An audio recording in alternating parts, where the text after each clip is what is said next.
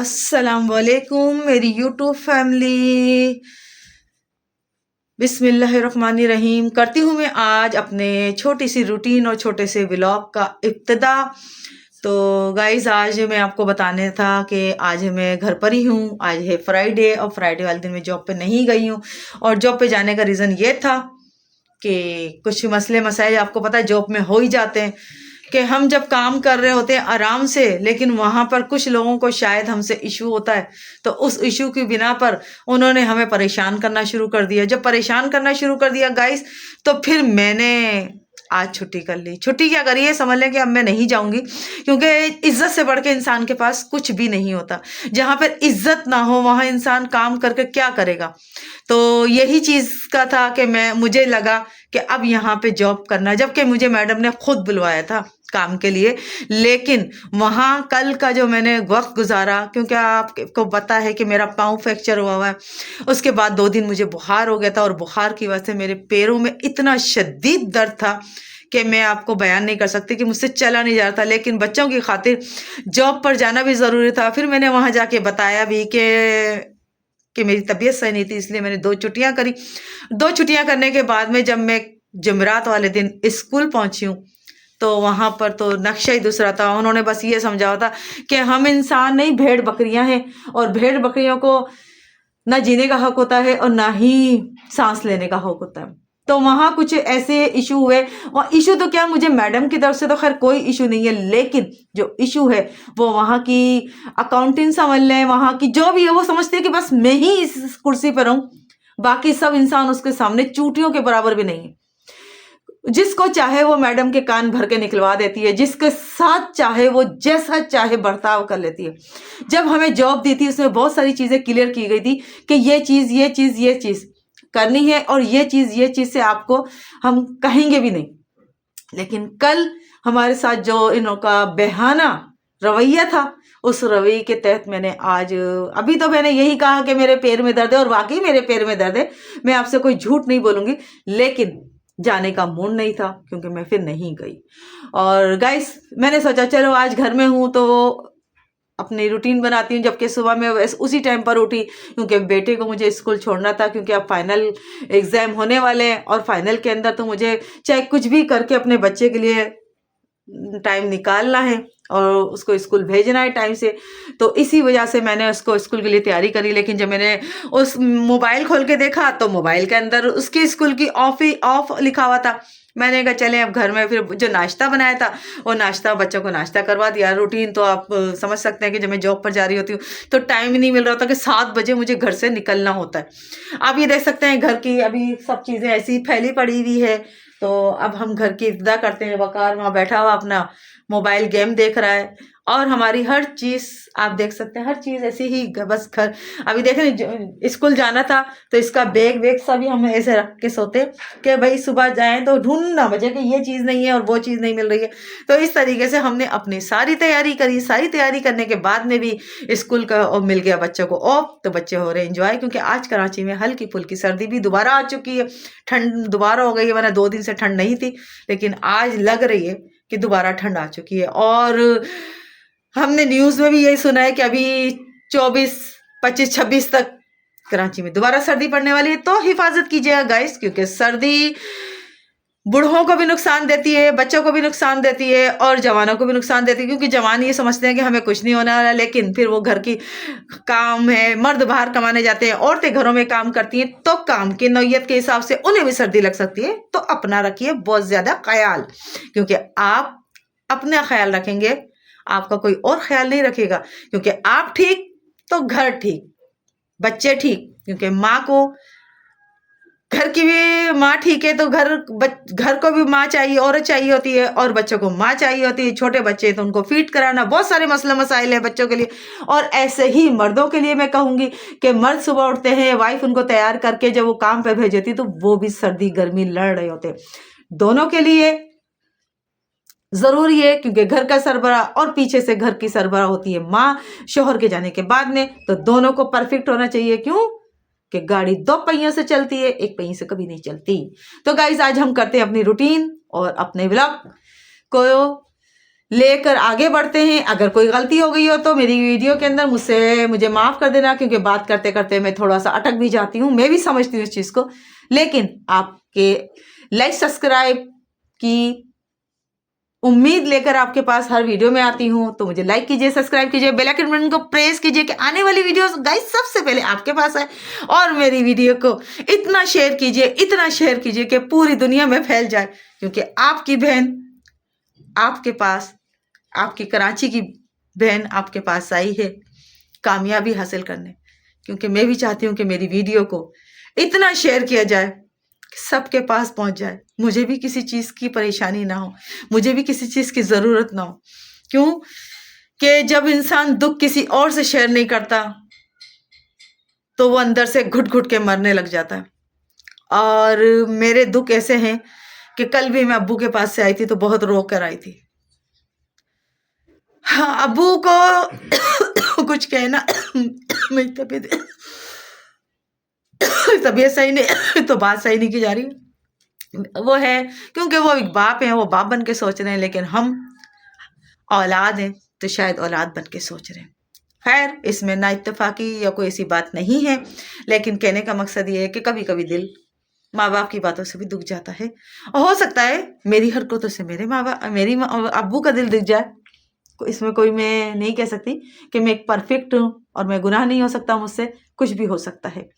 तो गाइस, मेरे वालिद साहब के लिए दुआ कीजिएगा कि मेरे वालिद साहब ठीक हो जाएं, मेरे वालिद साहब अच्छी तरीके से खाना खाएं, अच्छी तरीके से बात कर सकें, क्योंकि वो जब वो बात करते हैं तो हमें समझ में नहीं आती, और जब समझ में नहीं आती है तो वो हम पे गुस्सा होते हैं।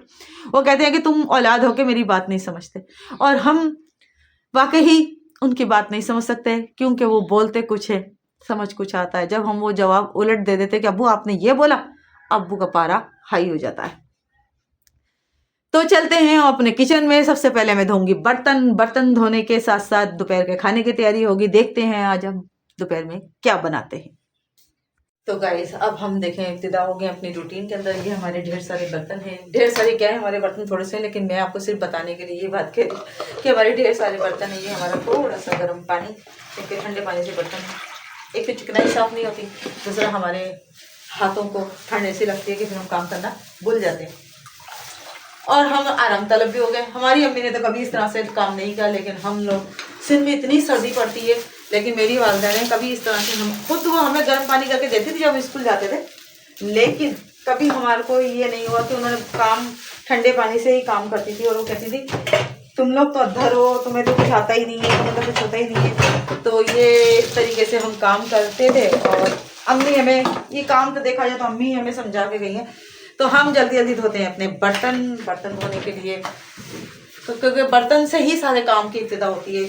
जब सुबह नाश्ता करिए तो हमारे बर्तन धुल रहे हैं, और बर्तन धोते धोते हम आपसे करते हैं बातें। बातें भी होंगी दिल की बातों का मकसद ये है कि गाइस, कराची के हालातों को जब मैं देख रही हूँ, आप यकीन करें मुझे इतना डर लगने लग गया है, मुझे अपने बेटे के लिए डर लगने लग गया है कि मैं अपने बेटे को किस तरीके से स्कूल भेजूँ, क्योंकि 1 महीना मुझे स्कूल भेजना उसको लाजमी है। लेकिन जब वो 7 साल का बच्चा, उसके बारे में जब मैं सालिम के बारे में सोच रही हूँ ना, तो मुझे यकीन करें मैं रो पा रही हूँ कि कैसे दरिंदे थे वो, अपने ही फ्लैट के अंदर, अपने ही देखा जाए तो वो उसी छत के नीचे उनका बच्चा इस दुनिया से चला गया, और वो माँ बाप मजलूमों की तरह पुलिस से लेके सबसे मदद मांगते रहे कि हमारे बच्चे को ढूंढो, जबकि बच्चे को ढूंढने की जरूरत नहीं, क्योंकि बच्चा तो फ्लैट में ही था।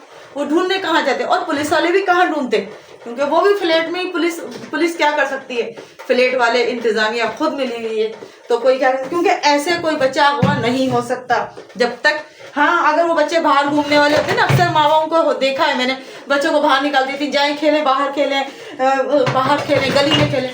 उन बच्चों को तो लगता है कि चलो वो बच्चे गुम हो गए, वो बच्चे मिसिंग हो गए, लेकिन जो बच्चे घर से बाहर ना जाए, फ्लैट की दुनिया में रहे, और फ्लैट सेपरेट होता है और महफूज होता है, क्योंकि उसकी 4 दीवारी होती है, गेट होता है, वहां पे चौकीदार होता है, तो वो महफूज होता है। कैसे वो बच्चा घर 4 दीवारी से बाहर कैसे जा सकता था, जबकि मस्जिद भी अंदर ही थी, मदरसा भी अंदर ही था। ये बहुत कुछ सोचने वाली बात है। 7 दिन तक उस बच्चे का शोर मचता रहा, ढूंढो ढूंढो ढूंढो, और 11 दिन बाद उसकी लाश मिल जाती है। तो मैं तो इतना जानती हूँ कि उन माँ बापों को सब्र कैसे आएगा, आ ही नहीं सकता। मैं मान ही नहीं सकती कि उसको सब्र आएगा उनके माँ बापों को, क्योंकि औलाद जैसी नेमत को खो देना बहुत बड़ी बात है। कितनी मन्नतों से एक और बेटा, जब बेटा हो या बेटी इस दुनिया में जो वो पैदा होता है, माँ किस करब से गुजरती है, फिर उसको पालती है, खुद गीले में सोती है, उसको सूखे में सुलाती है, उसकी परवरिश करती है।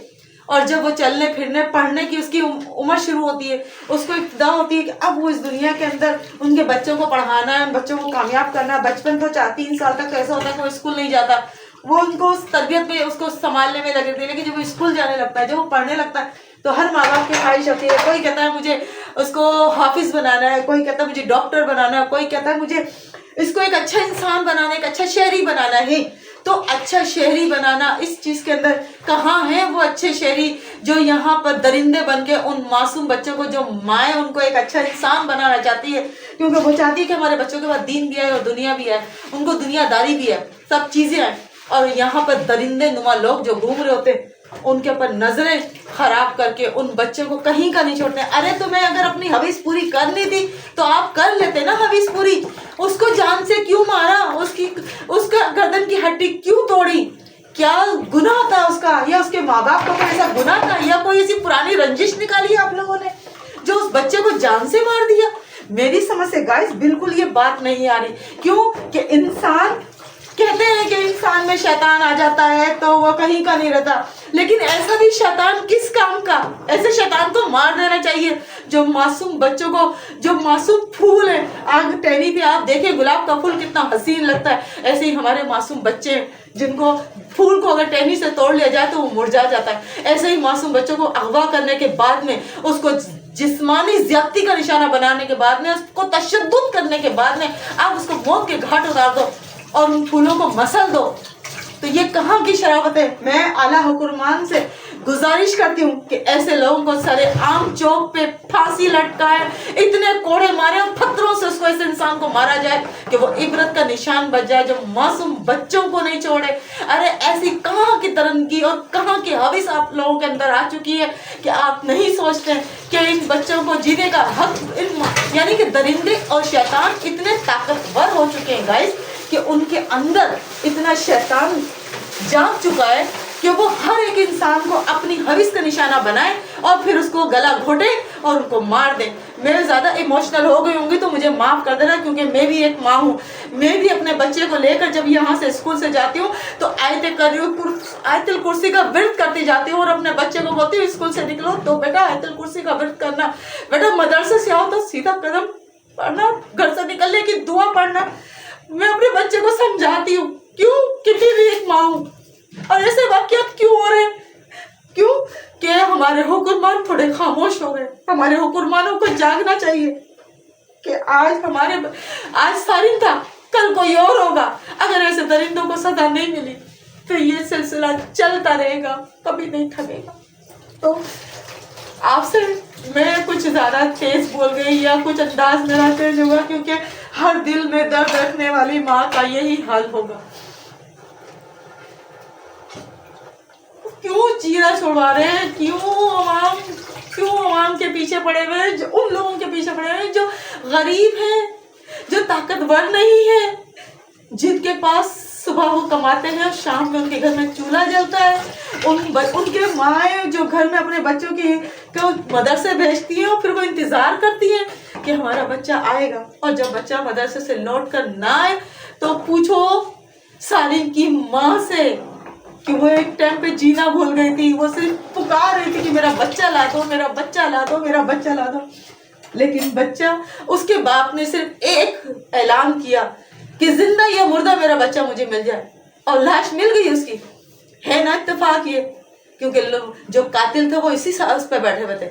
वो सारिन को मार तो पहले ही चुके थे, लेकिन वो उनके इस चीज का इंतजार कर रहे थे कि कोई ऐसा बयान आए और हम उसको छोड़ दे। छोड़े क्या, कहीं ऐसा पानी का बहाना कर देंगे कि टैंक में गिर के इस दुनिया से चला गया हो।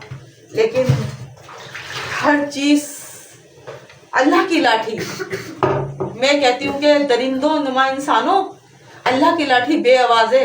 आज तुम्हें अपनी शैतानियत की हविस तुमने उस मासूम बच्चे से पूरी कर ली, कल तुम भी शादीशुदा होगे, कल तुम्हारे भी बच्चे होंगे, तुम्हारे लिए भी कोई शैतान पैदा होगा और तुम्हारे बच्चों से भी कोई हविस पूरी करेगा। तो डरो उस वक्त से। जवानी के अंदर इतने बेदखल ना हो जाओ, इतने जवानी के नशे में बह ना जाओ कि कल तुम्हें इसकी सजा भुगतनी पड़े। तो गाइस ये देखें, बातें करते करते मेरा हो गया काम, बर्तन मेरे धुल चुके हैं, लेकिन मैं इतनी इमोशनल हो चुकी थी क्योंकि मुझे नींद नहीं आ रही है रात को, ये चीजें सोच सोच के कि कैसे उस बच्चे ने पुकारा होगा एक ही फ्लैट के अंदर। फ्लैट में रहते हुए माँ बाप को ये नहीं पता चला कि हमारे बच्चे की आवाज किस तरह से उसको मुंह बंद करके रखा होगा, किस तरह से उसको यानी कि उसकी आवाज दबा के रखा होगा, क्योंकि बच्चे जब रोते हैं तो पूरा मोहल्ला सुन लेता है। आज मैं अपने बच्चे को कुछ बोलूं तो मेरी आवाज भी क्या, मेरे बच्चों की आवाज भी मोहल्ला सुन लेता है। हमारे मकान मालिक के उनके बच्चे अगर माँ हाथ उठाए और रोते तो वो ऐसे भा भा करके रोते कि पूरा मोहल्ला सुन लेता है। लेकिन सारिम की आवाज किसी ने ना सुनी, किसी ने उसकी आवाज को पहचानने की कोशिश ना करी, या उसकी आवाज अगवा होते ही उसको दबा दी गई थी, या उसको कहाँ रखा गया था। ये तो अल्लाह ताला इस चीज को सबको क्लियर करेगा। और मैं दुआ करती हूँ कि या अल्लाह सारिम के माँ बाप को, सारिम तो वापस नहीं आ सकता लेकिन तू उनको सब्र जमील अता फरमा, और उनकी दूसरी जो औलादें हैं उनकी हिफाजत फरमा, उनकी जो दूसरी जो बच्चे हैं उनको काबिल बच्चों में शामिल फरमा, उनको माँ बाप का फरमा बरदार बना, क्योंकि सारिम का दुख तो कभी भर ही नहीं सकता। उनको माँ बाप है उनका नहीं भर सकता। अरे हम तो गैर हैं, हमें वीडियो देखकर सुकून ना आया तो वो तो उसी फ्लैट में हो, अभी भी उसी जगह पे रह रहे होंगे। तो मैं सिर्फ दुआ कर सकती हूँ और आप लोगों से सिर्फ इतनी ही इल्तिजा कर सकती हूँ गाइस कि ऐसे लोगों को प्रमोट ना करें जो हैवानियत हो जिसमें। ऐसे लोगों को कैफाई किरदार तक, मैं अपनी सिंध पुलिस से भी दरख्वास्त करती हूँ कि ऐसे लोगों को कैफे किरदार तक पहुंचाए, ऐसे लोगों को सजाए आम दी जाए कि आने वाला कोई भी सारिम जैसा इबरतनाक सजा ना बन जाए, क्योंकि वो मासूम बच्चे को किस तरीके से इन्होंने मारा है, किस तरीके से उसकी जान निकली होगी, किस तरीके से उसके साथ हुआ होगा। तो कोई और सारिम ना बने, कोई और माँ सारिम की माँ ना बने। ऐसा हो एक सारिम की कुर्बानी सारे सारिम को बचा ले। तो मिलते हैं एक छोटे से ब्रेक के बाद में, क्योंकि मैं हो गई इमोशनल, थोड़ा सा अपने आप को रिलैक्स करती हूँ तो फिर आपसे बात करती हूँ। मैं थोड़ी सी सारिम की बातों से बहुत ज़्यादा इमोशनल हो गई थी। अब मैंने अपने आप को थोड़ा सा सेट किया है और आपको बताया कि आज हमने सोचा कि घर के अंदर बच्चे कब से ज़िद कर रहे थे कि हमें पास्ता खाना है, और पास्ता बनाने के लिए आज हमने पास्ता की तैयारी करी। जब तक मैं काम कर रही थी तो हमारी बच्चों ने ये सारी तैयारी करके रख ली। देखें, पास्ता के अंदर हमारे पास शिमला मिर्च है, ये बंद गोभी है, गाजर है, और ये हमारा फेवरेट हमारा होममेड मसाला है। हरी मिर्चें हमने रखी है, मटर है हमारे पास, हरी प्याज है, और हमारे टमाटर और प्याज का पेस्ट भी है जो हमने ग्राइंड किया है। साथ में सोया सॉस है, सिरका है और अदरक लहसुन है।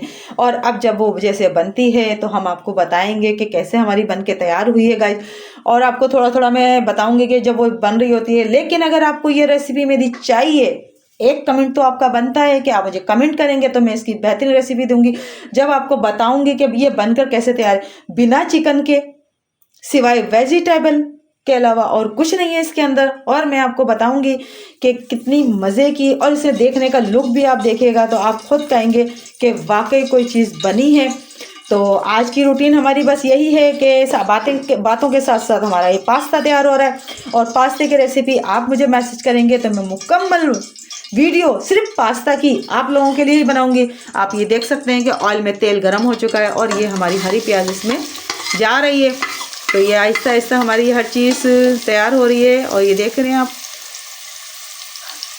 ये देखें,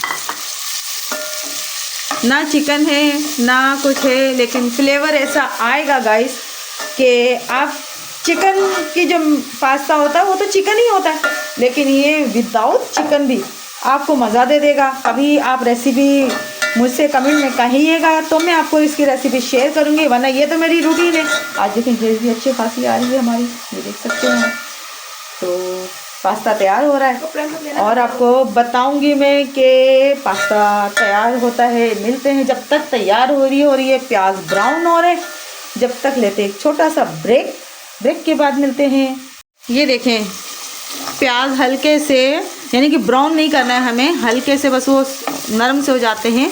उसके अंदर हमने इसमें डाल दिए हैं मटर, क्योंकि क्योंकि मटर थोड़ा सा गलने में टाइम लेते हैं, इसमें पानी वगैरह तो तक जाएगा ही नहीं कि जो हम बहुत ज़्यादा पानी डालेंगे तो ये मटर गल जाएंगे। तो हमें ये फ्राई करने में ही मटर को गलाना है। अभी मटर डाल दिए हैं और मटर चटकना भी, मटर जो है वो चटकना भी शुरू हो चुके हैं, क्योंकि जिसमें पानी होता है तो ऑयल के अंदर जब फ्राई होते हैं तो ये आवाज़ आने लग जाती है। और बाकी सामान आपके सामने अभी तक रखा हुआ है और आपको स्टेप बाय स्टेप बताती रहूँगी, लेकिन रेसिपी आपको जब भी मिलेगी जब आप मुझे कमेंट करेंगे कि पास्ता की रेसिपी आप शेयर करें, तो मैं अलग से वीडियो बनाऊंगी पास्ता की, और वो जो वीडियो होगी वो आप खुद देखिएगा कि कैसी कलरफुल इसमें वेजिटेबल होगा। ये तो खैर हमने घर में जो रखा था वही आपके सामने शेयर कर रहे हैं। हो सकता है इसमें गाजर वगैरह आपको कलरफुल नज़र आए, ये देख सकते हैं, लेकिन वो जो होगी बड़ी कलरफुल वीडियो होगी सिर्फ आपके एक कमेंट के ऊपर। तो देखें, ये सिर्फ हमारे पास अभी बचा है वेजिटेबल, इसकी सारी बुनाई हो चुकी है। अब इसमें हम डालेंगे वेजिटेबल के बाद में डालेगा पास्ता, और फिर हम आपको बताएंगे डिश आउट करके। तो गाइस, हमारी तैयार हो गई है पास्ता, और आपको अब डिश आउट करके दिखाते हैं हमारा पास्ता कैसा बना है और आज की रेसिपी कैसी बनी है। ये देखें, ये है हमारा लुक, और बग़ैर चिकन के सिर्फ वेजिटेबल, वो भी हमारे पास गिनती की जो वेजिटेबल थी वही हमने इसमें ऐड की है। और आप देख सकते हैं कि खुशबू तो बहुत मज़े की आ रही है। अब आप जब मुझे कमेंट कीजिएगा कि रेसिपी मैं आपको शेयर करूँगी, आपके लिए ही सिर्फ वीडियो बनाऊँगी। ग्रीन साइड पास्ता आप ये देख सकते हैं, ये देखिए। और ये है मैं वकार, हमारा ये समझ लें, वकार जब हमारा खाएगा तो वही खाकर बताएगा कि हमारा पास्ता कैसा बना है। हम खाएंगे बाद में, पहले ये खाएगा।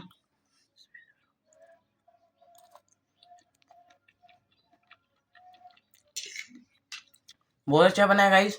इस बात पे लाइक कीजिए, सब्सक्राइब करिए और हमें सपोर्ट कीजिए, और बेल आइकन बटन को भी प्रेस कीजिए। और हमारे व्यूअर्स को क्या बोलोगे, हमें कमेंट करें, अच्छे कमेंट करें हमसे। और अगर आपको इसकी रेसिपी भी चाहिए तो हमें बताइए। तो गाइस, हमें कीजिए अच्छे कमेंट, हमें सपोर्ट कीजिए और फैलाइए हमारी वीडियो, पूरे दुनिया में फैल जाए, क्योंकि एक वीडियो तो ऐसी बन जाए जो हमारी इतनी फैले कि हमारे लिए सारी मुसीबतें और सारी परेशानियां हमारी दूर हो जाए। तो हम एंजॉय करते हैं पास्ता और मिलते हैं एक छोटे से ब्रेक के बाद। तो ये देखें, हम लोग कर रहे हैं पास्ता एंजॉय। देख सकते हैं हम सबकी प्लेटें हो गई हैं तैयार और हम एंजॉय कर रहे हैं। आज बहुत दिन के बाद में बच्चों की फरमाइशें पूरी हुई है, तो हम एंजॉय करते हैं। आप देख के एंजॉय करें, हम खा के एंजॉय करते हैं। आते हैं थोड़ी देर बाद आपसे बातें करने, बहुत सारी बातें करनी है अभी आपसे।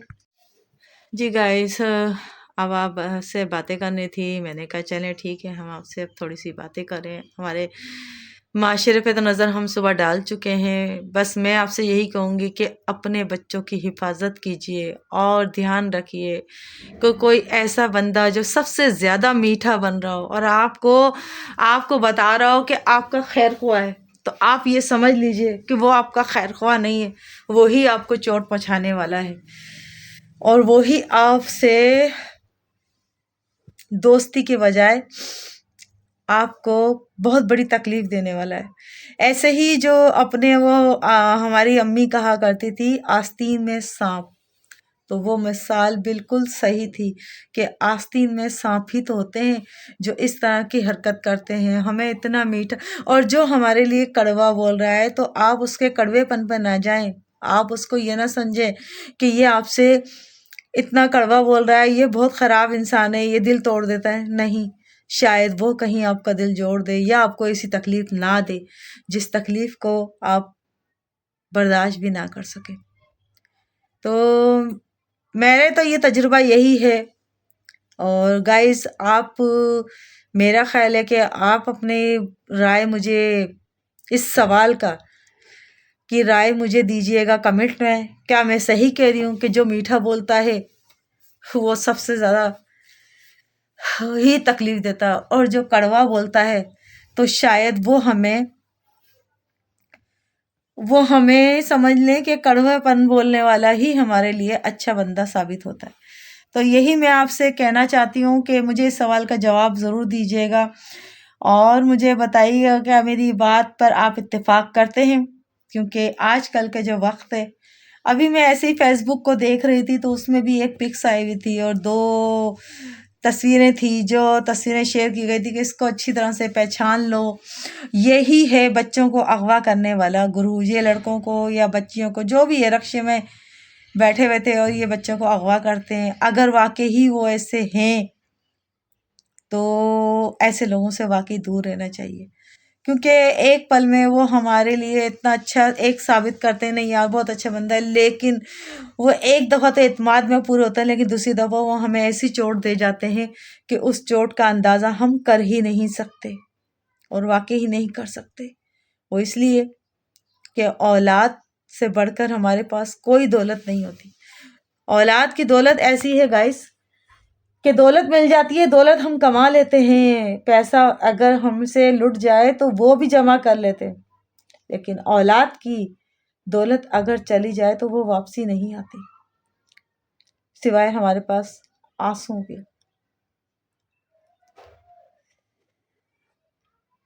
बस ये चीज़ें हमारे कराची क्या और पूरे पाकिस्तान क्या, मेरा ख्याल है कि ये चीज़ें जो बच्चों को अगवा वाली है ये पूरी दुनिया में ही चल रही है, जहाँ तक मुझे लग रहा है पूरी दुनिया में चल रही है।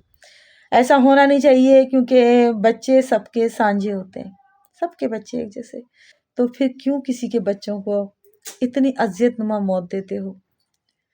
तुम्हारी भी तो औलाद होगी ना, कल तुम्हें, आज नहीं है तो कल हो जाएगी। बस आज की अच्छी बात यही है कि किसी को भरोसा ना करें, आंख बंद करके किसी को भरोसा ना करें, और अपने बच्चों के लिए आंख कान हर चीज़ खोल के रखें। बच्चों को पहले से हर चीज़ गाइड करते रहें, उन्हें समझाते रहें कि ऐसा मरहला आपके अंदर आ सकता है, अगर ऐसा हो तो आपको भागना चाहिए, या फिर किसी ऐसे बंदे को देख ले रास्ते में कि ये बंदा हमें बचा सकता है तो उसके पास भाग के जाना चाहिए। मुल्क के हालात, बच्चों के अगवा होने का ये जो वारदातें हैं ये बहुत ही ज़ोर पकड़ चुकी है। अल्लाह ताला से बस दुआ है, आज जुम्मे के दिन से, अल्लाह ताला बस तू सब बच्चों को अपनी हिफ्ज़ अमान में रखना, या अल्लाह सब बच्चों की हिफाजत करना, या अल्लाह दरिंदे जैसे नुमा इंसानों से सब फूलों को दूर रखना, और सब फूलों को अपने माँ बाप के बाग में खिलाए रखना, और सब बाग माँ बाप के बगैर ना, क्योंकि माँ बाप माली होते हैं, और अगर माली ना हो तो बाग उजड़ जाते हैं। तो माली जो है उनको भी सलामत रखना, और बाग के फूलों को भी सलामत रखना, क्योंकि फूल वो उनकी औलाद होती है जिनको वो मेहनत करके पालते हैं, मेहनत करके उनको परवान चढ़ाते हैं। तो गाइस, लाइक कीजिए, सब्सक्राइब कीजिए, बेल आइकन बटन को प्रेस कीजिए, आने वाली इस वीडियो सबसे पहले आपके पास आए। आज बहुत सारी बातें हमने बड़ी ही दुख भरे अंदाज में की, क्योंकि हालात ही ऐसे थे, अंदर से इंसान दुखी हो तो फिर दुखी ही बातें निकलती है। और मैं बहुत आजकल, मैं यकीन करें इस बच्चे सारिम के मामले में तो मैं बहुत ज़्यादा टेंशन में रहने लगी हूँ। ऐसा भी होता है, लोग फ्लैट को तरजीह देते हैं कि फ्लैट सेफ होता है, अब तो फ्लैट भी सेफ नहीं है। तो